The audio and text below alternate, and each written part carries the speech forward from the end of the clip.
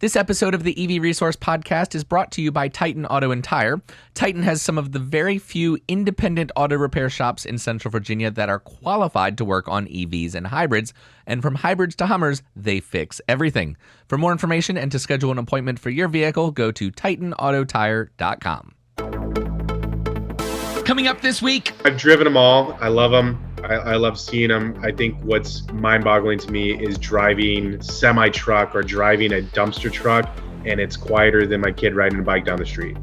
I think that's just the coolest thing for two reasons. When I wake up, I don't want to hear that anymore, from a consumer standpoint. But at the same time, it's just really cool to see where technology is and what we have to do and what we are doing. So, my guest this week is Nick Casas, Vice President of Sales at Enchanted Rock. And we're going to have a conversation all about fleet electrification and highlight the idea that full battery electric vehicles aren't the only option. And maybe we'll get into talking about hydrogen as well.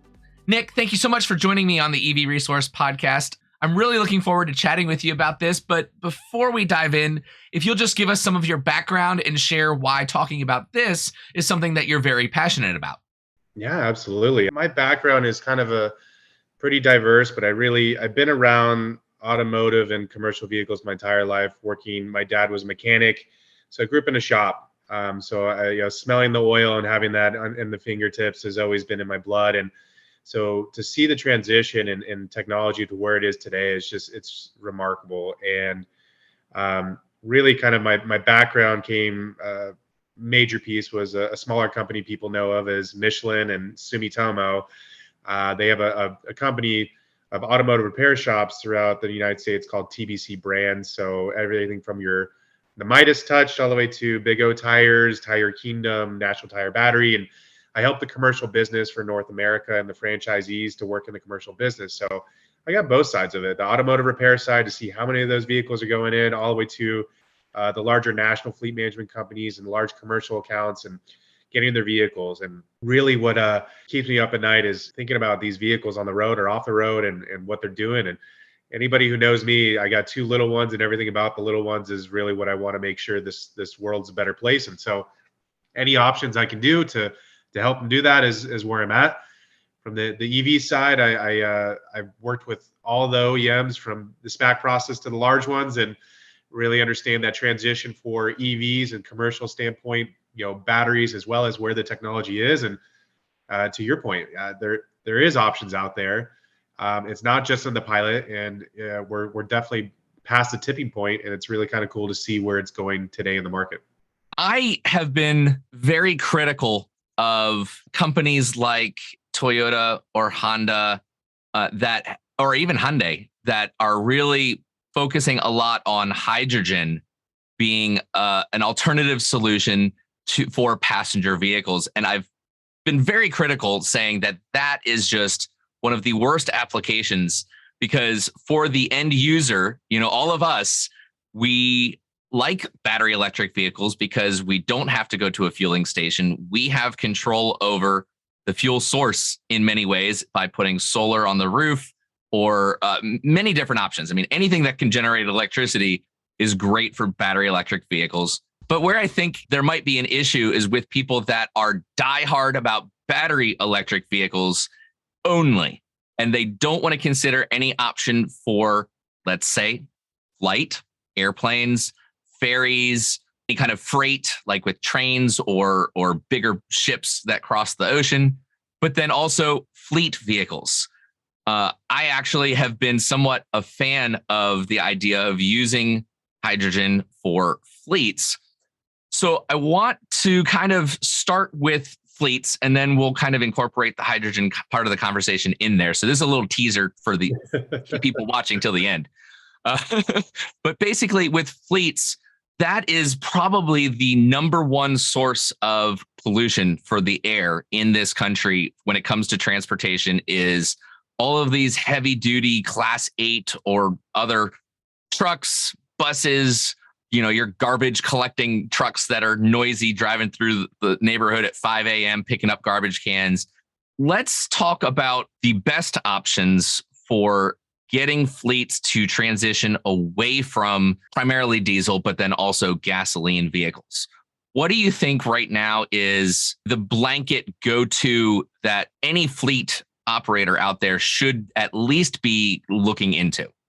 Yeah, it's a great question because in fleets, not every commercial fleet is created equal, right? You got Bob's Plumbing that's had some transit vans for the last 30 years and is very comfortable with what he or she does. And then you have larger national accounts where they have these ESGs and they need to hit their goals, and there's a lot of pressure, and someone said somewhere in marketing that they're going to hit it by this date. And so it becomes a very difficult, chicken and the egg kind of scenario here with commercial fleets and conversions. And so really what I always tell everybody, there's three major pieces into converting your fleet over before you even try to jump into it: is reliability, it's about range, and it's about how the heck am I going to charge it and going through it. And so I always give the experience of when I bought my Tesla, I was so excited. I got a Tesla, yay, gets delivered to the house. How do I charge it? I didn't even have a charger ready for it. So I'm like, oh my gosh, so you have these small things that people don't really kind of think about. Well, a couple of years ago, you could get chargers, but you couldn't get the vehicles. And now it's readily available. These vehicles are ready to pump out, go through the line. They're not in mass production yet, but they're getting there. And now it's, well, I can only get a couple vehicles because my utilities or my hub, or I don't own the property. I'm only leasing it. Why am I going to put money into it? Or backlog on anything else. I can't get infrastructure ready for my vehicles to even go out on there. So I was actually talking to an OEM today, this morning, and they can only put in 10 to 15 vehicles, commercial vehicles, into these hubs because they don't have the availability to put more charging in there. So it really kind of goes back and forth on those three major things. And the reliability really comes down to is warranties, the normal stuff. When you go to a Ford dealership, or you go to a Hino dealership, you go to any commercial dealership, you're used to going and see the same guy or gal that you went to for the last 10, 15 years. You know what your financing is, you know what your warranty is, you know how to get it serviced. And now you go to the EV market, and you got to retrain your brain to do that. And call me young or old or whatever you want to, but I don't like learning new things. And so I'm used to what's comfortable. And so that's a big transition as well, just in fleet and commercial, transition. The range anxiety is not just consumers. It is truly for commercial bases as well. And that's because of the fact is that, does it go out heavy? Does it come in heavy? What's the payload? Do I have a reefer? So for my refrigeration, what if my driver forgot to go do something? He has to go pedal back. Is he going to have enough range to go back on the fleet and do exactly what he needs to? So all those things come in play to decision making, and it's pretty tough. And no one wants to be the pilot or the trailblazer. They want someone else to fall down and then say, okay, I won't do that. I'm going to go do this. And so those are the big transitions. And the biggest heartburn we're really seeing in the market today is really infrastructure. Some of these people are ready to go. It's at the tipping point and it's ready to go, and they can't get enough because they don't have enough way to do enough power to charge their fleets or go that route. So. Mm-hmm. Yeah. And that is, whether we're talking about passenger vehicles or fleets, that ability to refuel wherever and potentially whenever you need it is probably one of the biggest issues that's a hurdle for adopting, whether it be an electric vehicle or otherwise.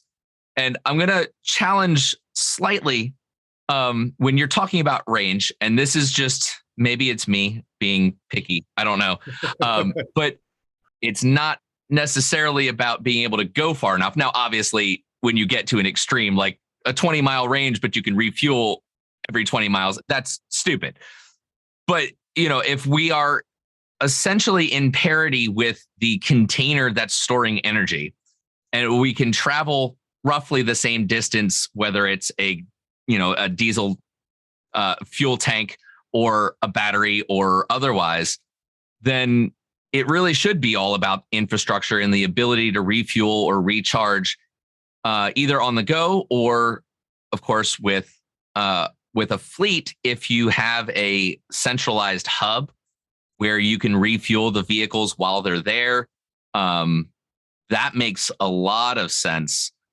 So I think infrastructure really is going to be the biggest thing, regardless of fuel type, because sure, electric and the charging infrastructure is certainly miles ahead of any alternative fuel, whether it be biodiesel or propane or natural gas or hydrogen, all of these other available fuel types.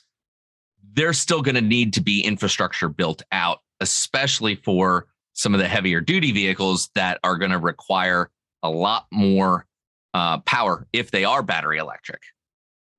Yeah, I think, look, we're going to echo each other on this one. At the end of the day, I really do think range anxiety is a good marketing deployment to make people feel something more than what it really is. And the reality is I always tell everybody, go in your garage at night. Is your vehicle 100% filled with gas or diesel every single night, every day you wake up in the morning, or do you have a half a tank? Do you have a quarter tank? Are you running on E and then hopefully not running out? Those are the things that are just the normal. And because it's uncomfortable, because it's new, you want it to be perfect. And the reality is that a vehicle is a vehicle. Whether it's for a consumer, whether it's going to be for a commercial vehicle, they're all going to be the same. They should be treated equal. Yes, there is stepping stones. Whether you're going to use hydrogen, whether you're going to use diesel, renewables, whatever the case may be, you're going to be using that, and that's okay. What I do think a lot of people aren't aware that it is at a certain point is that these commercial vehicles are already out and running. A couple of years ago, you could count on a couple hands, maybe 100, maybe 1,000 for the entire United States. So talk about your local grocery store in the parking lot. That's basically how many vehicles in the commercial space for the US there was. And now that's not the case. There's thousands on thousands of these commercial vehicles. The ranges and the infrastructures are starting to come in place. Federal government money coming through, whether it's through NEVI, whether it's through any of these programs, are really to make sure the supply chain as well as the infrastructure is ready for commercial and as well as national accounts that need to. So your favorite ice cream is going to get delivered on time in an EV vehicle. Or, if you're on the West Coast, your In-N-Out burgers are ready and primed and ready to go. So, those are the things that are happening behind the scenes that you just don't see from the consumer standpoint. And I do think that's going to change just organically through time. That experience that people are used to with going to a convenience store, let me go to a 7-Eleven or a Circle K or whatever brand that's going to be. Let me go get some fuel. I'm going to get some Dorito chips and a soda and come right back out, right? That experience is still going to happen from a consumer standpoint. It's just going to look a little different. And from a commercial standpoint, I think that's the biggest hurdle is these big boys, they're big batteries. So why hydrogen makes sense in the commercial standpoint is that exactly. They don't have 4 hours to charge their long haul vehicle, no matter how many voltages it is and the utility can handle, in order for them to get back on the road. They still need that time frame of 45 minutes to an hour, for them to go get some food, go to the bathroom, get back on the road, and go drive another 8 to 12 hours. Those are the things that we need to adapt, and really with different types of power sources, whether it's anything, including hydrogen, we have to have options. We can't put all of our eggs in one basket. I love EV. Trust me, I have one. I love everything about it. I want the world to be a better place, but the reality is you have to have a healthy blend. Yeah, and gosh, I probably need to plan an interview like this where we have like an additional person that is counter to everything that we're saying, and we can have a spirited debate. Because, like you said, we are going to echo each other. Because I think within the electric vehicle community in general, that we might be approaching and taking different angles to attack the problem, but we're all a part of one army with different roles, where we're all kind of marching in the same direction and wanting to change the world for the better in many of the same ways. So I'm going to try to try to dig here and find something that we might be able to not necessarily 100% just agree on, but then also maybe we can just spark that little bit of interest in somebody that's watching or listening, that they can go, oh, well, I didn't think about it that way. So in something that's super rare for me, I want to talk about why battery electric vehicles, or that solution that we see like Nikola has done, well, kind of, with their tray. And the only reason they're on the mind is I saw one actually for the first time the other day, driving like right near my house. And I was like, oh my gosh.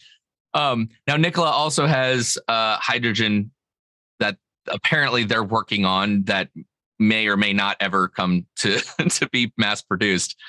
But yeah, we'll leave that alone.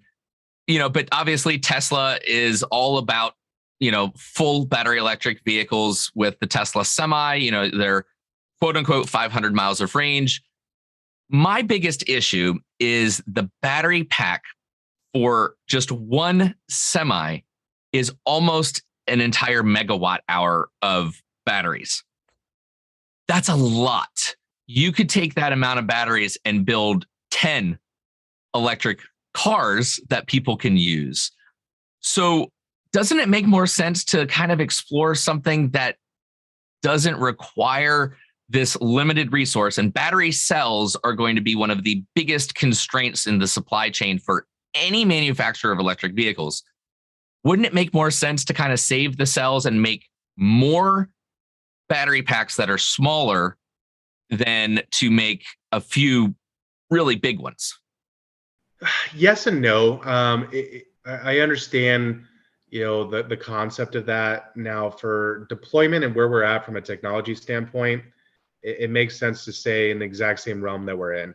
And what I mean by that is there is battery manufacturing companies like Proterra of the world and LGs and Samsungs that are going out there and they're building out these factories specifically to support it in the United States and for deployment in a faster way with large investments from federal and state. But what that really does for us from a commercial and consumer standpoint allows adoption. And what I would actually challenge you to is I actually like the idea of hydrogen in consumer vehicles, not because I want to drive it, because what it would do to the impact of adoption of hydrogen into the United States. Okay. By forcing the hand to look at the needs from a consumer standpoint, I can tell you right now, a commercial fleet customer is going to be upset and you're going to hear about it behind closed doors.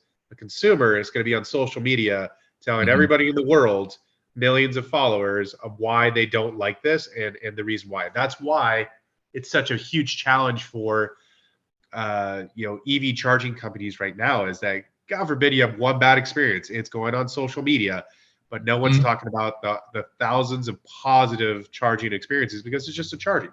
Right. And that's human nature. Yeah, absolutely. And everything. And so that's where I would say from a hydrogen standpoint, I love hydrogen vehicles for consumers for that reason. It's not that I would actually be driving it myself, but I know what the ripple effect would happen throughout the US with hydrogen by using a consumer-based vehicle with that.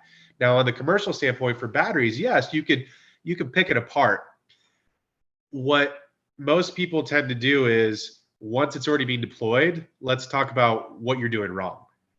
But the challenges from a research and development to get it to the technology where it is today is remarkable in just a 3 to 5 year span of what we've been.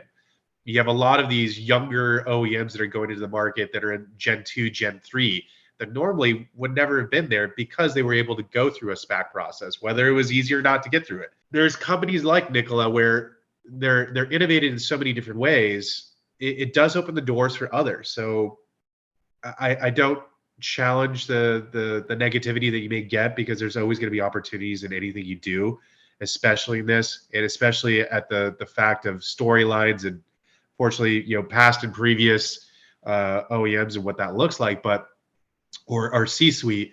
But I do think from a battery pack standpoint, we don't veer. We can adjust slightly, but those packs in the sizes they need to, yes, you can easily divide and conquer and do more with it. But the commercial standpoint, in order for us to hit the goals that we need to in the United States, we really need to stay focused.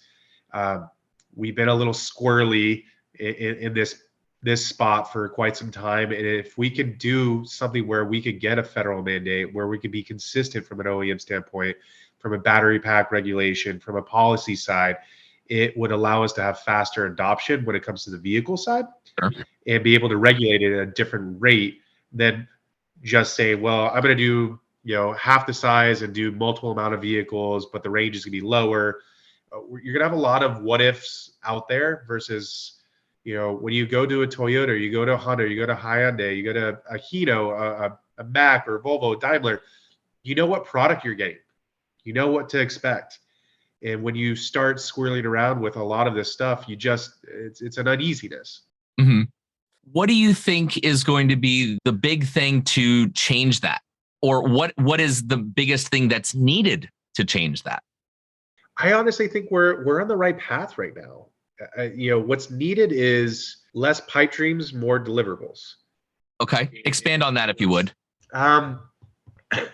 To not get ripped apart probably by the viewers is what you see a lot is with these smaller companies is, let me tell you what I'm going to do versus what I'm actually deploying. And one of the reasons why I love the company I'm with, Enchanted Rock, no plug there, but is that we have a massive amount of deployments compared to others that are still in pilot programs. Okay. And I always say, when you go to the dentist, you don't go to the witch doctor, you go to the professional. And it takes time, it takes customer referrals, it takes hiccups, and being able to be reactive and proactive in order for you to be a leader in the industry. And I think from an EV perspective, we're still waiting for those leaders. You have the large OEMs that were waiting to deploy mass production to say, yeah, I love the Ford Lightning, or I love the Chevy Silverado, or I love any of the buses, electric buses that are out there, or any of the OEMs from the commercial standpoint. I love the fact that I went to Disneyland with my kids and rode in a BYD bus. Cool. I didn't know they had those. Oh my gosh, yeah. I didn't know it either. I showed up and I'm like, that's BYD's logo. And let me go. And it was so excited. I was nerding out. My kids are like, it's just a bus, Dad. And it was like, no, it's not just a bus. It's Disney. And it's the fact that it's becoming more mainstream to see these vehicles, just like you said, how excited you were to say, oh, I saw a Nikola. Like it's cool. Right. It's awesome. It's fun to see this transition. And that's what I'm excited about, is there's going to be I'll date myself, a Baskin Robbins 31 flavors of EV vehicles that are out there, but just to see them deployed, see them in works. I saw a Staples vehicle the other day that's an EV vehicle. So it's fun to see these vehicles actually just doing the day-to-day. You tend to just skip through it because it's labeled the same way it always has been, with probably a little green leaf on the side of it. But for us who are in the industry, it's really great to see the adoption finally come into fruition, and not just in a state where there's funding, other states that are not. Yeah, and I've started to talk to people about commercial vehicles and fleet vehicles a lot more. And like you said at the very beginning, fleets are different. Every fleet is going to have its own set of unique needs based on how far they drive or the downtime. If a vehicle is sitting overnight, well, then, yeah, it makes a lot of sense to be able to work with something that's battery electric. The one place that I think I'm very skeptical when it comes to replacing diesel with battery electric is like your long haul truckers. Do you think that is one of the best places to look at when it comes to, and I'll go back to hydrogen, in terms of being able to refuel quickly, but then also a lot of these guys might have preset routes that they do on a regular basis. So then we know how far they're going to go, approximately how efficient they are when they're doing it, and they can refuel at very specific and planned spots along the way. Do you think that makes sense? And then why have we not seen that yet? So I would say it doesn't make sense, not today. And Okay. and and say we're going to disagree here, but I know from a national scale, these truck stops are building EV solutions, Okay. but solutions take time. I do think you don't have enough. So Freightliner has their tractors out. Yep. Tesla has their long haul coming out. So you have these coming out, but I would challenge you to this is when you want to go on a family trip or you want to go travel somewhere, do you want someone to tell you where you're going to have to go or you're going to go where you want to go? This is the exact same way of a mindset of a commercial fleet. You're not Okay. going to tell me where I'm going to go. I'm going to go where I need to go, and you're not going to tell me how to do my new type of deliverables to fit your needs from an EV structure. And that's a big challenge going on right now. I actually would veer to that type of technology is really critical, specifically in critical infrastructure. So water plants to police officers to fire departments, I actually see it going the opposite way. And the examples those come into is in times of need, do you want to take a chance with energy? Or do you want to have a for sure item where you can count on that I do have to refuel through a hydrogen or any other power source? I would simply say that is a better solution now versus going through a long haul. And long haul, I think it could easily be a blend. I think there's going to be opportunities for that, but I really do think that infrastructure will be in place for those long haul vehicles soon enough. There's a lot of money going through to put that into it. Give it another couple years, it'll get there. And then those companies and those logistics companies and those transport companies aren't looking to divert or change anything other than converting their fleet over. That's where you're going to get widespread adoption. What scares me is an electric fire truck and there's a brownout, a blackout, a natural disaster. How are you going to charge that vehicle fast enough to be reliable for my mother, my father, a relative, a friend in need? I think having multiple different options is, and we're going back to this, is very important. Where maybe a hydrogen electric with a bigger battery, like hybrid, is a good option that I don't know that I've seen anywhere actually. And I'm sure I'm not making that up. So I'm sure people have thought about it and maybe it's a horrible idea and that's why I haven't seen it. But some sort of hybrid where they have the decision to use more than just one fuel source, but the battery electric side of things would be for your most 99% of the situations. But then if you have a vehicle that it's that important to make sure you never have a situation where you need to refuel and can't, then maybe having some sort of onboard generator would be of benefit there. Well, I think to go into there's a couple of examples. So one, just to let you know, I attended ACT Expo this past week, and there was a pilot program. It was a hydrogen EV blended side loader vehicle. I think it was through Dennis Eagle, and so it was really cool to see that. And part of this is from a national perspective. No one wants to be on the side of the road on the news saying my EV vehicle's, on the side of the road, whether it's your trash truck, your fire department, anything. No one wants to be that person. So this is where a solution that could really help. Now, what I would say is, what I personally do is make sure the lights are on and make sure the chargers are on, specifically at all of our portfolio. And I'll give a big shout out to, if you ever been in Texas, HEB, which is a stronghold retailer there. They make sure resiliency is a must, not a need.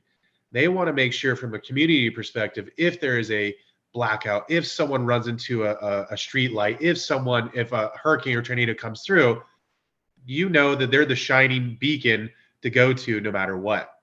Now you add in EV vehicles and EV chargers for public and commercial use.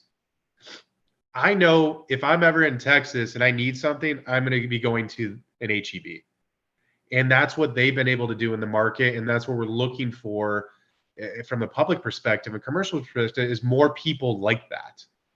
And I will tell you another story where, what was it, last year when Governor Newsom, when he specifically said about the brownouts and turning off, I know personally a school district with electric buses that decided to not charge their buses and get rental vehicles to pick up their kids because they didn't know whether or not they were going to be able to charge the buses and get enough juice to pick them up and get stuck on the side of the road and be on the news for that. Right. And so there's that fear still. So resiliency and microgrids are definitely not even an option for EV. They're really a must, and they're that bridge energy specifically for utilities for when they're ready to go for mass adoption. But microgrids and EVs and hydrogen, we all blend together one way or another. We have to have a path to zero emissions, and there's a way to do it. It doesn't change overnight. I think from a larger scale, a lot of people get it, but from a consumer standpoint, there's a process there, and we need to accept to adopt in order to get us where we need to. Microgrids are obviously a solution for some, not for all. Defining what microgrid actually means to the world is always a fun conversation because we hear it all the time. But resiliency, to make sure from a backup perspective, to make sure your lights are on, to make sure the chargers are on, to make sure you feel safe and know that you have a place to go outside of your home, that is worth $1 million to me. Those types of things happen, and it's always a case by case, whether it's a consumer or commercial. And so we have to be able to let our guard down, accept the path, and really help each other to get there in order for us to have those options and really be successful in trying to get this world to a better place. So that sounds fantastic. Everybody teaming together and holding hands to change the world and make it a better place. I think it's easy to jump on that and be like, oh, that's not realistic at all.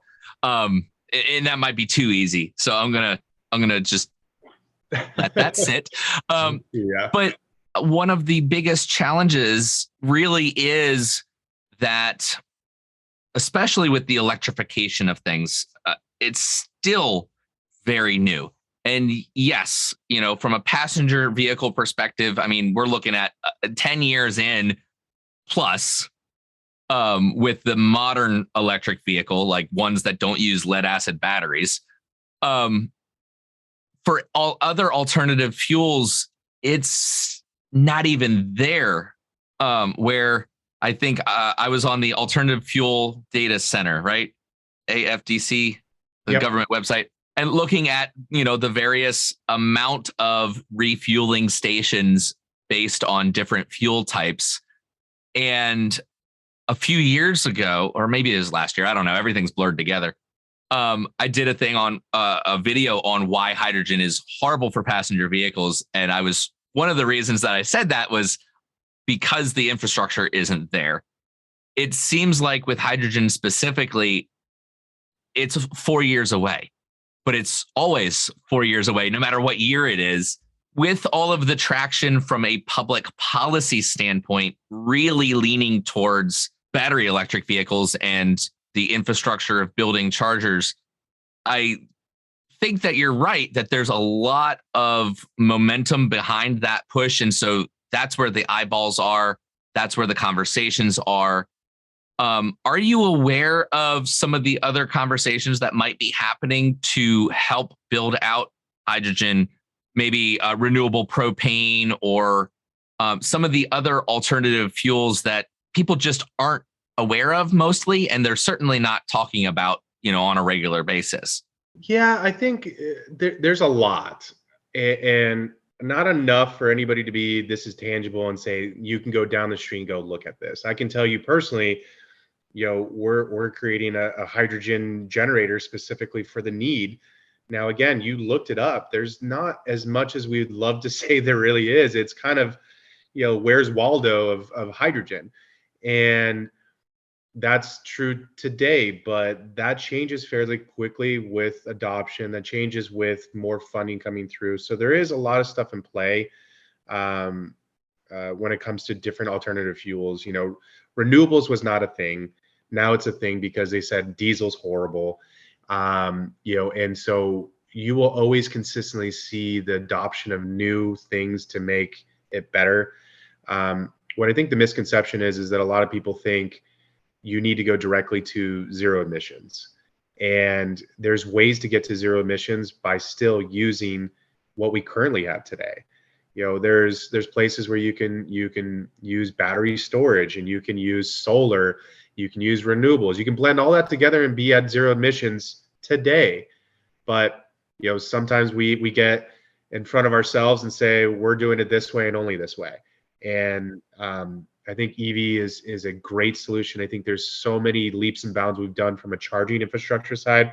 To see the chargers where they were 5-10 years ago, it's relics, it's dinosaurs compared to where they are.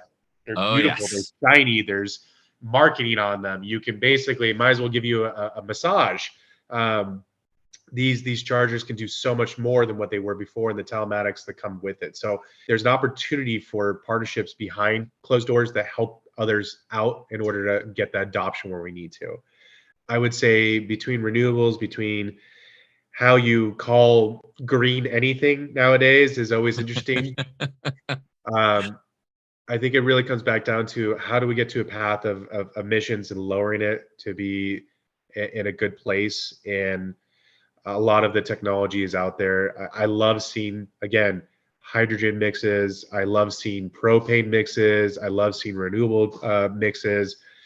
As long as there's an ability to be adaptable, that's it. And the reality comes down to this. Most people, they're used to going down the street to their neighborhood, but there's people that have very small neighborhoods with less funding. There's people in indigenous areas, in DAC areas where the funding's not there. So how do you go to them and say, I can get an EV, but you can't? Or I can charge my vehicle, but you can't.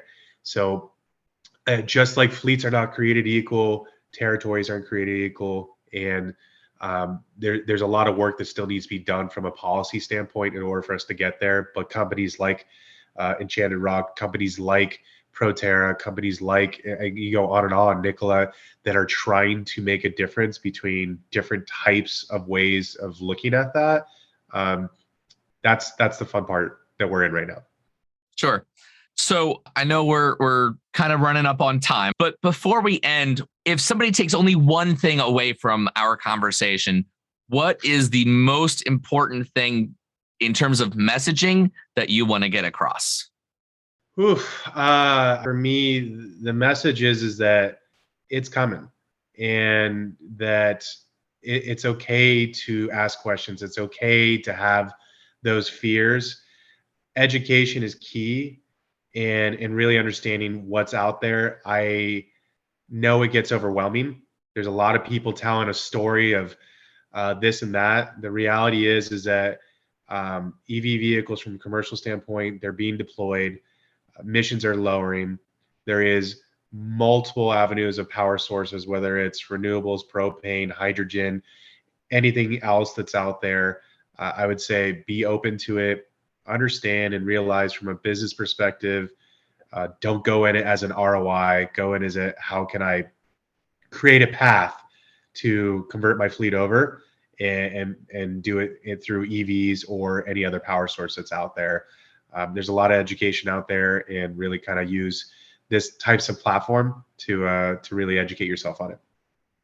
Awesome. So learn what you need to know and then take action. Yeah. To take all of that and put it into what, like 7 words. Yeah, thanks. But, Thanks for making me look bad. I appreciate that one. Right? No. I mean, obviously, my opinion is exceptionally biased. But yes, education is, you have to have that before you can possibly expect anybody to feel comfortable with making a change.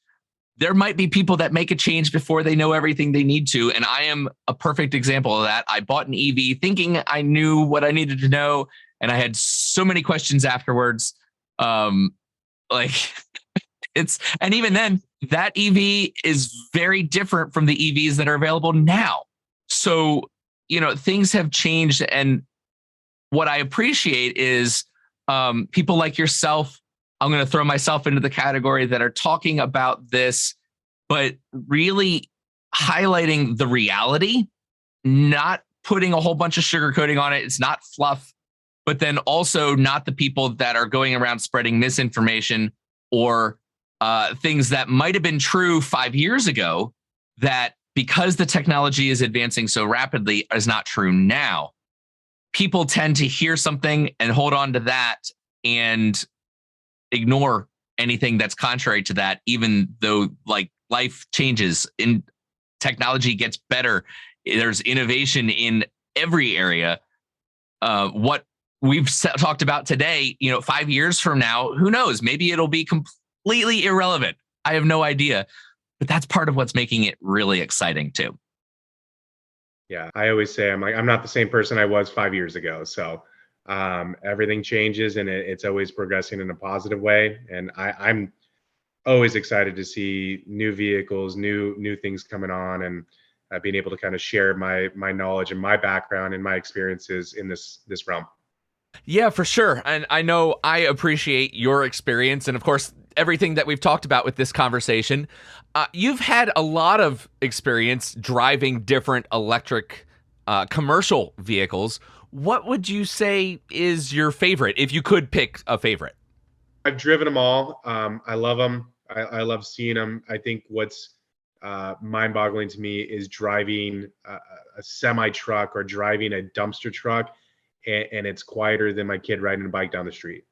I think that's just the coolest thing for two reasons. When I wake up, I don't want to hear that anymore.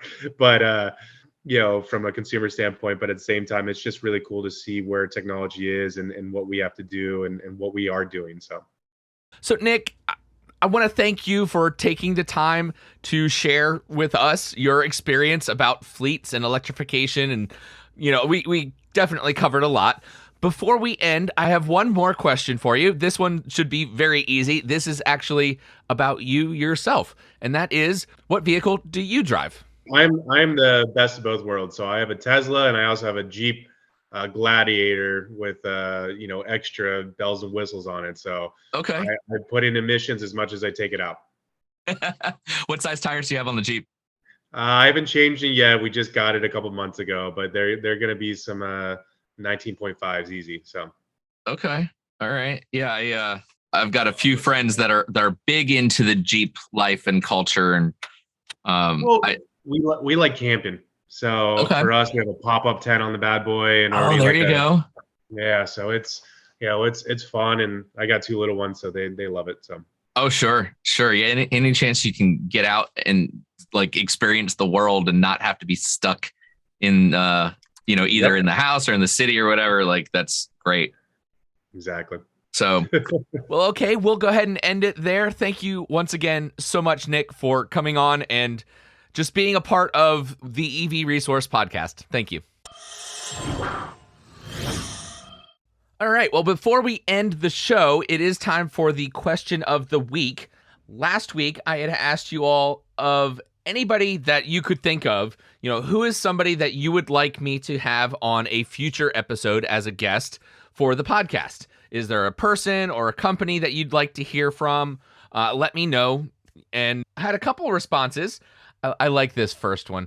Rajeev Narayan said, Elon. Well, I don't even know where I'd start with talking to Elon. I mean, he's just so much in a different world than I am. I mean, like where do you begin? Do you talk about Neuralink or SpaceX or Tesla or solar stuff or just life in general or I mean, there are so many things that I could talk to him about. I really don't know where I'd start.